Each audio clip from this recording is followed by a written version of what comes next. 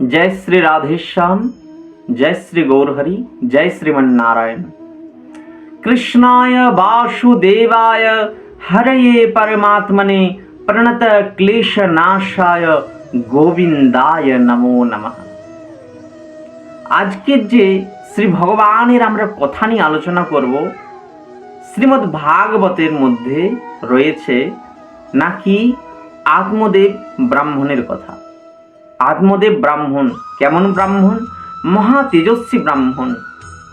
যেমন সূর্যের তেজ, সেরকমই তার মধ্যে তেজ ছিল।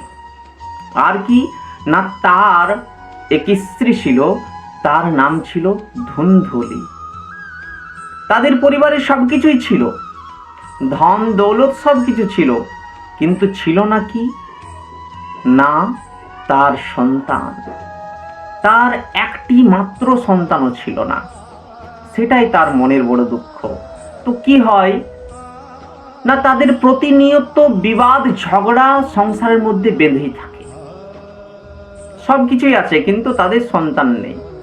তো কি করলো না, আত্মদেব ব্রাহ্মণ আজ চিন্তা ভাবনা করলেন যে আমি আর এই পৃথিবীতে থাকবো না। তাই কি করলো না, সে বনের মধ্যে চলে গেল এবং বনের মধ্যে চলে গিয়ে চিন্তা করলো যে সে আর বাঁচবে না, সে আত্মহত্যা করে নেবে। আজ চলে গিয়েছে আত্মহত্যা করার জন্য, সে নদীর জলে নেমেছে। এক মহা তপস্বী বিদ্যমান ব্যক্তি তার সামনে থেকে আসছে। এক তপস্বী সাধু এসেছে, এসে বলছে, ব্রাহ্মণ তুমি এমন ভাবে আত্মহত্যা করছো কেন? তখন আত্মদেব ব্রাহ্মণ বলল, আমি আত্মহত্যা করব না হলে কি করব বলুন তো? আমার সব কিছু আছে কিন্তু আমার সন্তান নেই। তখন সেই তপস্বী, সেই সাধু মহারাজ বললেন, শোনো আত্মদেব ব্রাহ্মণ, আমি যা দেখছি না, তোমার এই জন্মে কেন 7 জন্মেও তোমার কোনো সন্তান আদি নেই। যখন সেটি শুনলেন আত্মদেব ব্রাহ্মণ, তখন চিন্তা ভাবনা করলেন যে আমার যখন 7 জন্মেও কোনো সন্তান আদি নেই, তাহলে আমি বেঁচে থেকে করবোটাই বাকি, আমি মৃত্যু বরণ করাই আমার সব থেকে ভালো। কিন্তু সেই তপস্বী বললেন, মৃত্যু বরণ, আত্মহত্যা করা হচ্ছে সবচেয়ে বড় অপরাধ, তাই তুমি আত্মহত্যা করো না। তখন বললেন, আপনি তো তপস্বী, আপনি তো সব কিছুই জানেন, আপনি সর্বজ্ঞ, তাহলে আপনি আমাকে একটা পুত্র সন্তান দান করুন। যখন বললেন, দেখো বিধাতার লেখা তো কখনো মেটানো যায় না, কিন্তু কি না আমি তোমাকে একটা সন্তান দান করার উপায় বলছি। তিনি একটি মহা তপস্যার দ্বারা একটি ফল নিজের হাতে আনলেন এবং সেই ফলটি আত্মদেব ব্রাহ্মণকে দিয়ে দিলেন আর বললেন, যাও তুমি গিয়ে তোমার স্ত্রীকে এই ফলটি দেবে আর বলবে এই ফলটি যেমন খেয়ে নেয়, আর 1 বৎসর অবধি যেমন কোনো মিথ্যা কথা না বলে, যেমন সততার মধ্যে সময় পার করে, সেইটুকু দেখবে। আজ ব্রাহ্মণ এসে তার স্ত্রী ধুন্ধুলিকে দিয়েছেন সেই ফল, আর সেই ফল দিয়ে বলছেন, শোনো ধুন্ধুলি, আমি এক তপস্বী মহারাজের দেখা পেয়েছি, তিনি আমাকে এই ফল প্রদান করেছেন আর বলেছেন যে এই ফল খেলে আমাদের একটি খুব সুন্দর জ্ঞানী বুদ্ধি সম্পন্ন এক সন্তান হবে। এই নাও তুমি ফল, আর এই ফল গিয়ে তুমি সেবন করো। যেই না বলেছেন, আজ ধুন্ধুলি তো নিয়েছেন, কিন্তু ধুন্ধুলি নিজের যে সুন্দরতা, নিজের যে শরীরের সুন্দরতা, সেটি দেখাবার জন্য আর তার কাছে কোনো জায়গা রইল না। কেন কি, এই ফল খেলে কি হবে? তার গর্ভের মধ্যে সন্তান আসবে, আর যদি সন্তান আসে তাহলে কি হবে না, পেট বড় হয়ে যাবে, আর কি না শরীর ফুলে যাবে। বুঝতেই পারছেন। যখন এই সব কথা ভাবনা চিন্তা করলেন, তখন ধুন্ধুলি ভাবলেন যে না না না, আমি আমার শরীর নষ্ট করব না, এই ফল আমি খাবো না। কিন্তু আমার স্বামী দিয়ে গেছেন, যদি না খাই তাহলে তো আমার স্বামী রেগে যাবে, আমার স্বামী সন্তানের আশায় যে এতদিন ধরে রয়েছে, তাহলে কি হবে না। ধুন্ধুলি তার বোনকে ডেকে পাঠালেন, তার বোন এসে বললেন, শোন আমি তোকে একটা বুদ্ধি দিচ্ছি, তুই এই ফলটি গিয়ে তোদের বাড়িতে গিয়ে ওই গরুটিকে খাইয়ে দে। আর তুই এক কাজ কর, আমার যে সন্তান হবে আমি আমার সন্তান তোকে দিয়ে দেব। তুই সেইভাবে এখন নাটক করে চল। আজ কি করেছে ধুন্ধুলি, সেইভাবেই নাটক করে চলেছে। দিনের পর দিন পার হতে লাগলো। পেটের মধ্যে একটা খাঁচি বেঁধে নিয়েছে, আর খাঁচি বাঁধার পর ওইভাবেই আত্মদেব ব্রাহ্মণকে শুধু সান্ত্বনা দেয় যে আমার পেট বড় হচ্ছে, আমার সন্তান দিনে দিনে বড় হয়ে যাচ্ছে। আর আত্মদেব ব্রাহ্মণ খুশিতে ছটপট করতে থাকে যে কবে আমার সন্তান আসবে। এইভাবে দিন যাপন করতে করতে 10 মাস 10 দিন পার হওয়ার পর আজ কি হলো না, ধুন্ধুলির গর্ভে তো আর সন্তান আসেনি, এসেছে ধুন্ধুলির বোনের গর্ভে। সেই সন্তান এসে আজ ধুন্ধুলিকে দিয়েছে। আর ধুন্ধুলি সেই সন্তান নিয়ে আত্মদেব ব্রাহ্মণকে বললেন যে হে স্বামী, হে পতি, দেখো আমাদের সন্তান হয়েছে। আর সেটাতে আত্মদেব ব্রাহ্মণ খুব খুশি। আরেকটা খুশির ঠিকানা সে পেল না। কারণ কি না, তার বাড়িতেই তার যে গরুটিকে খাইয়েছিল ফলটি, সেই ফলটি খাওয়ার ফলে গরুটিও গর্ভবতী হয়েছিল, আর গরুটির থেকেও আরেকটি সন্তান হয়েছে। সেই সন্তানটি মানুষের পাড়া পুরোপুরি, কিন্তু তার কান দুটি বড় বড়। তো সেই ধুন্ধুলি তার সন্তানের নিজের সন্তান, যেটা তার বোনের কাছ থেকে পেয়েছে, সেই সন্তানের নাম রাখলো কি ধুন্ধুকারী। আর ওদিকে আত্মদেব ব্রাহ্মণ সেই গরুর যে বাছুরটি ছিল, বাছুর বলা যাবে না, সেটি হচ্ছে সন্তান মহাতপস্বী, সেই সন্তানটির নাম রাখলো কি গোকর্ণ। কারণ কি তার কান দুটি ছিল গরুর মতো, আর বাকি যে দেহটি সেটা এক মানুষের সন্তানের ভরা, বুঝেছেন? সেই সন্তান বড় হতে লাগলো, আর এদিকে গোকর্ণ বড় হতে লাগলো। ধুন্ধুকারী কি করতে লাগলো না, ধুন্ধুকারী তার মায়ের প্রবৃত্তির পাড়ায় হয়ে গেল। কিরকম না, সে দিন রাত অত্যাচার করে, শুধু টাকা চায়, অর্থ নিয়ে যায়, নারী সঙ্গ করে। শুধু নারী সঙ্গ বললে ভুল, বেশ্যা সঙ্গ। তার মতিগতি একদম ঠিক ছিল না। তাকে কোনো মহৎ ব্যক্তির সঙ্গে আলোচনা করা যায় না। সে কি হয়ে গেল, এক পাষণ্ড অত্যাচারী।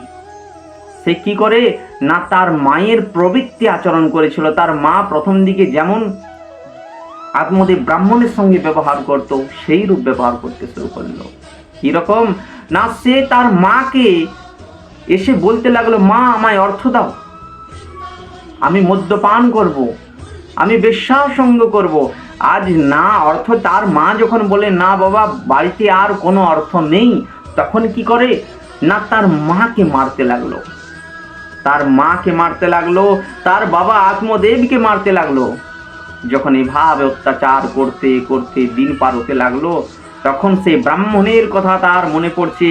আত্মদেব ব্রাহ্মণের সেই তপস্বীর কথা মনে পড়লো, যে সে কি বলেছিল, দেখো তোমার 7 জন্মেও কোনো পুত্র হবে না, তুমি পুত্র চাইছো, পুত্র নিলেও তোমার কপালে কোনোদিন সুখ হবে না।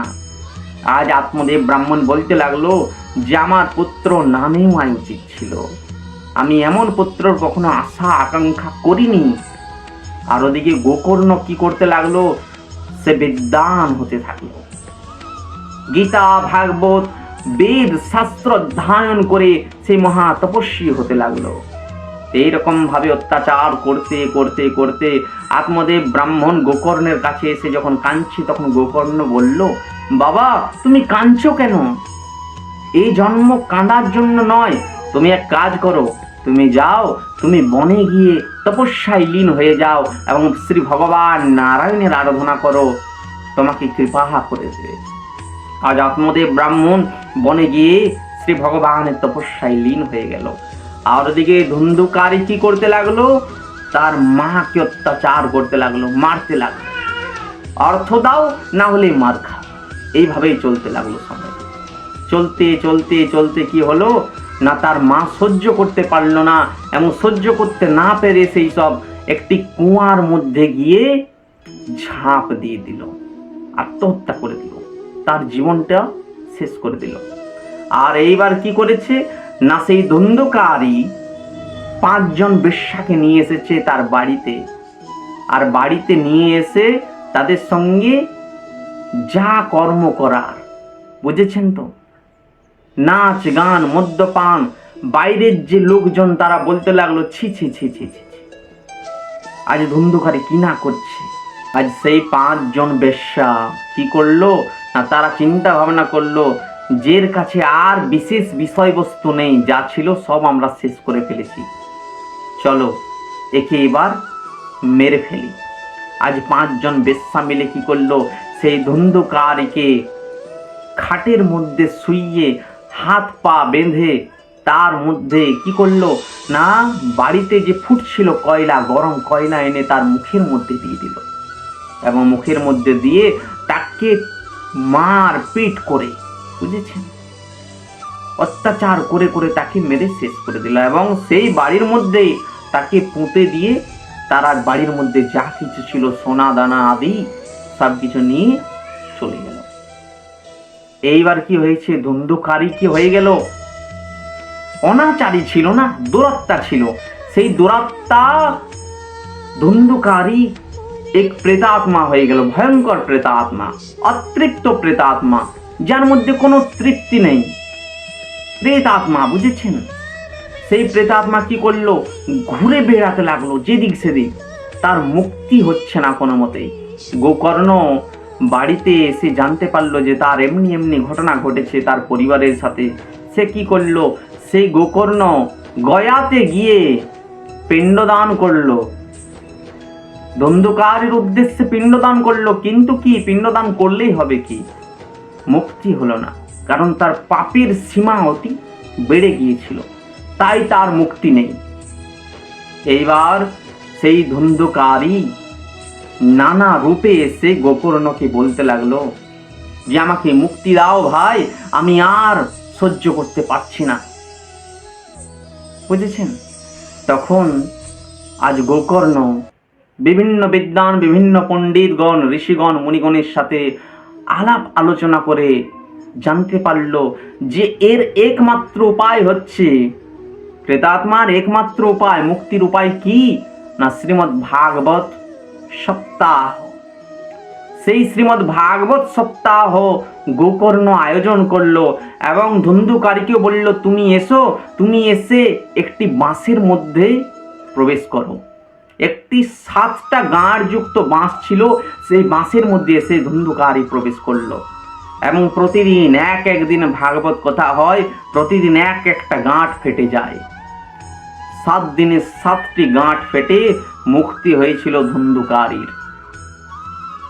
আমরা যে এত এই কলিযুগের মানুষ, আমরা তো এত অত্যাচার, এত পাপের মধ্যে রয়েছি, আমাদেরকে এমনি মুক্তি হয়ে যাবে না। ভাগবত কথা শ্রবণ করতে হবে, শ্রী ভগবানের 10ম স্কন্ধ শ্রীকৃষ্ণের কথা পড়তে হবে।